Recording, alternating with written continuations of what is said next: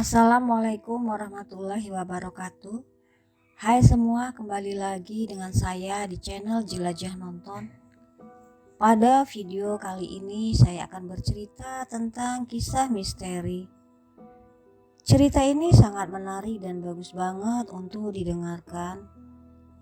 Baiklah, langsung saja kita simak ceritanya yang berjudul Siluman Wanita Harimau.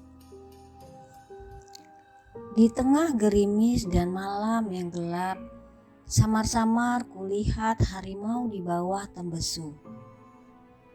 Double dengan mesin telah mempersiapkan.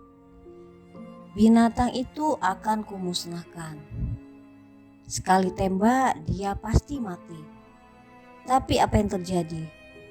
Binatang itu rupanya siluman macan. Aku pun diperdaya dan nyaris mati. Awal cerita,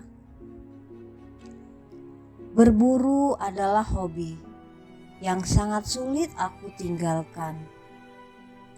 Ke penjuru mana saja aku pergi berburu.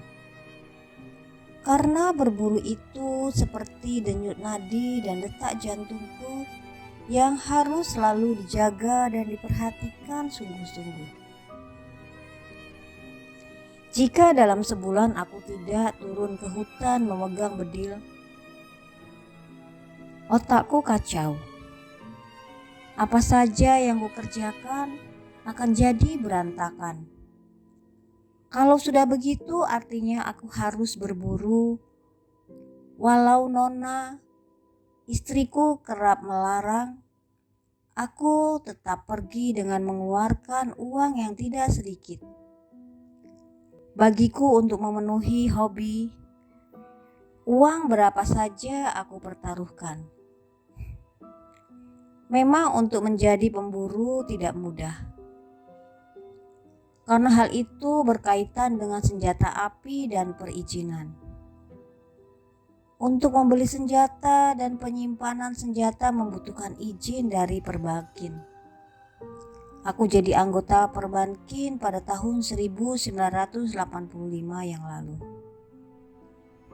Daerahku berburu bukan saja di Indonesia, tapi juga sampai ke Afrika. Aku berburu ke Ghana, Nigeria, dan Kamerun. Selain itu, aku punya pengalaman berburu juga ke New Zealand dan Montenegro, Eropa Timur. Aku bisa memburu beruang salju atau singa raksasa di hutan Afrika. Pada malam Jumat Maret 1990, aku berburu ke Sumatera Selatan. Aku berangkat dengan mobil Jeep JC7 dari Jakarta pada hari Rabu di bulan Maret.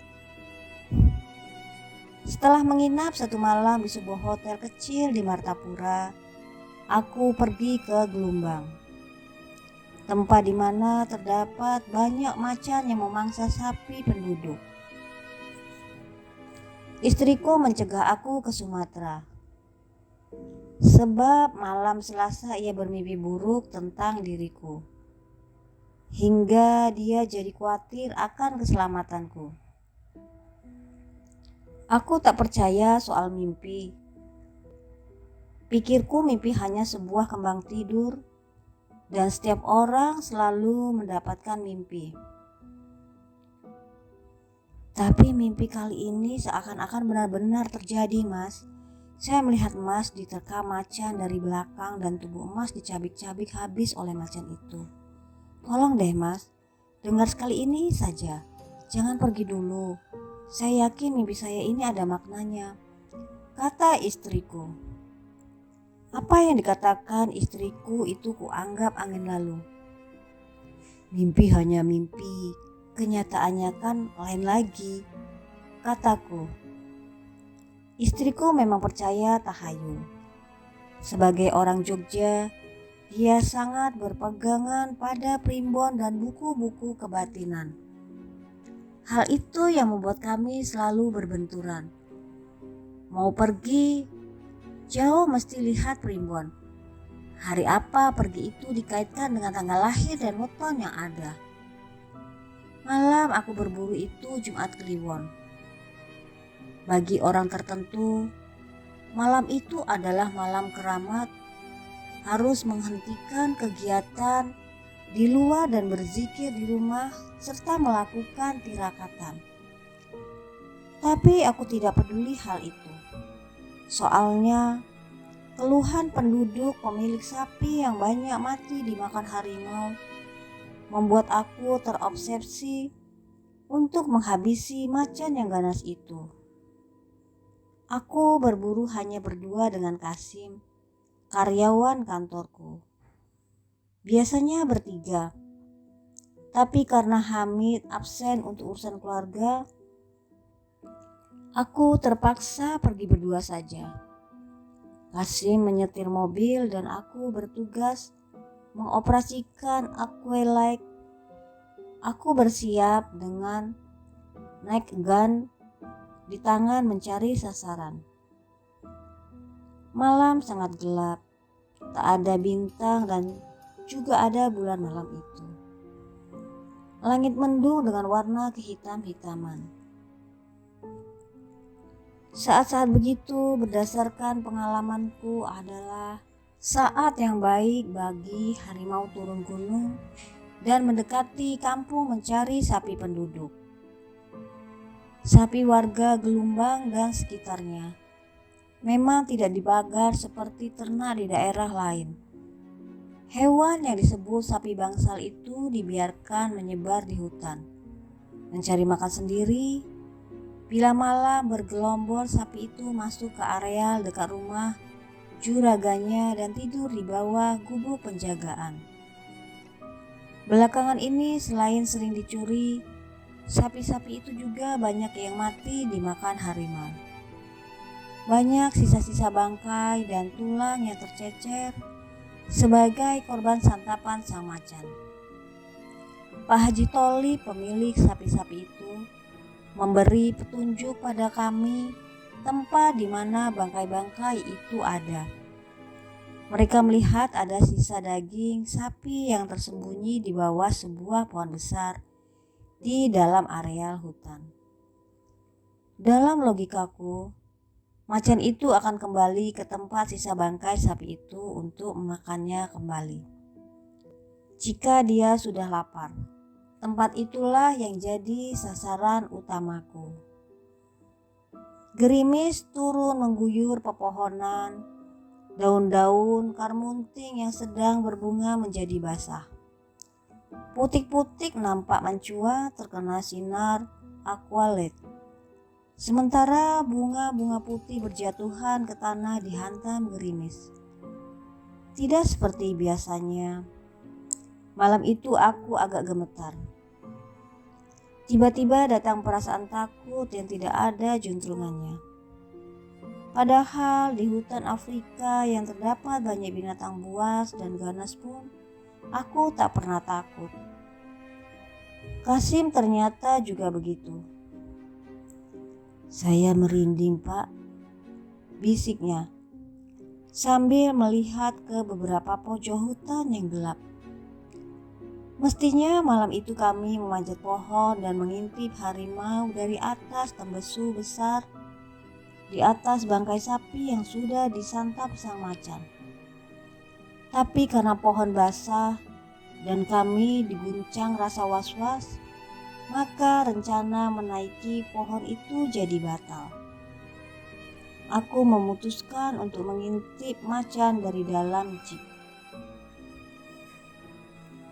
Lampu sudah dipadamkan, mesin mobil sudah dimatikan.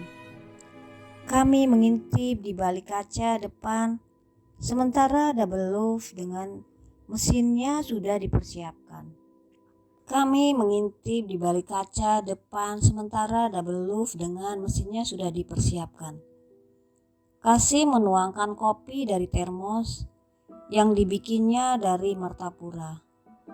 Belum sempat kopiku hirup, tiba-tiba terlihat sekelebat bayangan hitam di depan mata, di balik sinar seadanya. Seekor binatang besar mendekati bangkai di bawah tembesu. "Kasim, itu harimau yang ditunggu-tunggu datang," bisikku. Kasim tak ada reaksi. Sementara tanganku secara refleks mengangkat senjata dan Kasim kuperintahkan menyalakan lampu spotlight ke arah macan itu. Tapi Kasim tak juga beraksi. Begitu aku melihat ke arah Kasim, auzubillah min dzalik, Kasim tiba-tiba berubah wujud. Wajahnya tiba-tiba menjadi wajah macan dengan mata hijau dan gigi yang tajam. Mulutnya menganga padaku dengan ludah yang kental menetes. Astaga, apa yang terjadi malam ini? Tubuh yang dari tadi agak lebih tenang menjadi gemetar kembali. Selain merinding karena takut, tanganku menjadi dingin dan double love pun ku terlepas. Aku jadi panik, gundah dan gelagapan. Dengan konsentrasi seadanya, aku berusaha meraih kunci kontak dan akan menstarter mobil lalu melarikan diri. Macan yang ada di bawah pohon mendekat. Binatang itu berdiri melongokkan muka ke kaca. 2 macan ada sekitarku malam itu. Jangankan bisa menembak, bergerak saja aku kesulitan. Macan yang melongokkan muka di kaca jiji tujuhku berubah wujud menjadi wajah wanita yang menyeramkan. "Jangan takut, aku adalah wanita yang siap menjadi pendampingmu malam ini," kata macan itu yang ternyata manusia jadi-jadian yang di luar perhitungan logika sama sekali. Macan wanita jadi-jadian itu mengenakan baju loreng seperti kulit harimau. Jenis baju itu memang sering diperagakan di kota Milan, pusat mode Italia yang dinamakan Wild Trendies. Kaca mobil dihantam lalu pecah berantakan. Tanganku ditarik keluar dengan kuat. Sementara macan yang merasuk di tubuh Kasim membantunya. Tubuhku digumuli dan dibanting-banting dengan ganas. Wajah wanita jadian-jadian itu mengganas mencium seluruh tubuhku. 2 makhluk ajaib itu dengan biadab menyerangku dan akhirnya aku tak ingat apa-apa lagi. Pada Sabtu hari setelah itu, aku sadar setelah aku berada di rumah Pak Haji Tholib pemilik sapi. Di sana aku melihat seorang bertopi haji dan memakan sorban. Orang itu berkomat kami dan kuyakini dia seorang kiai. Samar-samar aku melihat Kasim yang tergolek tak berdaya di ranjang sebelah. Dengan gerakan perlahan dia mengangkat tangannya untukku dan berusaha tersenyum. Tapi mulutnya pucat dan bibirnya nampak kering. Dengan wajah bijak Pak Kiai berkata padaku, "Untung Pak Haji Tholib tepat menemukan kalian. Jika tidak kalian akan mati. Alhamdulillah kalian cepat ditemukan dan berhasil diselamatkan," kata Pak Kiai yang belakangan diketahui bernama Kiai Jamal. Penduduk Prabu Muli yang sengaja didatangkan oleh Pak Haji Tholib. Hingga kini hubunganku dengan Kiai Jamal sangat baik. Begitu pula dengan Pak Tholib yang begitu berjasa menyelamatkan aku dan Kasim dari kematian karena macan jadi-jadian itu. Diterangkan oleh Pak Tholib dan Kiai Jamal bahwa selain terdapat banyak macan sesungguhnya, di daerah itu juga banyak macan jadi-jadian. Penduduk agak sulit membedakan mana macan benaran dan mana macan siluman. Macan yang memangsa sapi jelas adalah macan sungguhan. Sedang harimau yang tidak memakan sapi adalah macan jadi-jadian. Macan satu ini justru yang paling ditakuti. Keberadaannya tidak terduga. Bukan cuma di hutan, tapi masuk ke kampung dan mampu menerobos kamar tidur. Orang kampung sini menamakan macan itu sebagai manusia harimau. Wujudnya harimau, tapi asalnya adalah manusia. Hingga sekarang misteri manusia harimau itu belum bisa dipecahkan. Dia tetap jadi misteri yang panjang dan terus-menerus muncul dan meminta korban jiwa. Ungkap Kyai Jamal menerangkan. Kasim bercerita bahwa setelah menuangkan kopi dari termos saat kami di dalam hutan, dia kehilangan konsentrasi. Tubuhnya jadi lemas dan datang makhluk aneh menyergapnya dengan menerobos dari jeep bagian belakang. Setelah itu Kasim lemas dan tak ingat apa-apa. Lalu berwujud macan setelah dirasuki oleh manusia jadi-jadian siluman macan. Saya tidak tahu kalau saya berubah jadi macan dan ikut menyiksa Bapak, kata Kasim memelas. Anehnya tubuhku dan tubuh Kasim tidak ada luka sedikit pun. Kami cuma lemas dan hampir kehilangan darah. Kalian tidak akan terluka, tapi darah kalian akan habis terhisap siluman dan jantung kalian akan terobek, tercerabut keluar, ujar Kyai Jamal. Hingga kini Nona istriku tidak tahu peristiwa itu. Kasim pun kularang untuk menceritakan kejadian aneh ini pada istriku. Hal ini jadi rahasiaku paling terjaga dan aku gengsi bila dia sampai tahu. Dapat kupastikan istriku akan tertawa bila hal ini diketahuinya. Sebab sebelum aku berangkat dia melarang karena firasat buruk dan mimpinya yang tidak enak. Sementara larangannya itu kulawan secara frontal. Bahkan ada yang diyakininya secara mistis itu. Ku tertawakan dan ku anggap secara sepele. Tapi apa yang dikatakannya itu ternyata benar. Memang di luar fakta alam nyata. Ada fakta alam gaib yang tak seutuhnya nalar. Dan hal itulah yang menjeratku. Kini aku tidak mau lagi berburu. Hobi yang jadi satu darah dengan diriku itu kutinggalkan begitu saja. Semua senjata yang kumiliki kuserahkan ke perbankin dan aku keluar sebagai anggota organisasi menembak itu. Istriku bingung dengan keputusanku itu. Dia bertanya secara berulang-ulang kenapa aku berhenti total menembak. Karena terus didesak, aku hanya bilang, sekarang lagi tren memancing, hobiku berubah memancing, tak lagi hobi menembak, kataku singkat. Semua atribut berburuku di rumahku, baik foto-fotoku bersama hasil buruan maupun kepala rusa dan kijang, kuturunkan dari dinding. Macan yang diawetkan yang ada di ruang tamu pun kuserahkan pada temanku Halim yang membutuhkannya. Tak ada lagi identitas berburu, karena semuanya itu tidak lagi membanggakanku. Kebanggaan, keperkasaan, kesombonganku sebagai pemburu secara internasional diluluhlantahkan oleh macan jadi-jadian di Sumatera Selatan. Semua usaha beratku dalam berburu selama ini jadi sangat kecil dan tak punya arti apa-apa. Selesai.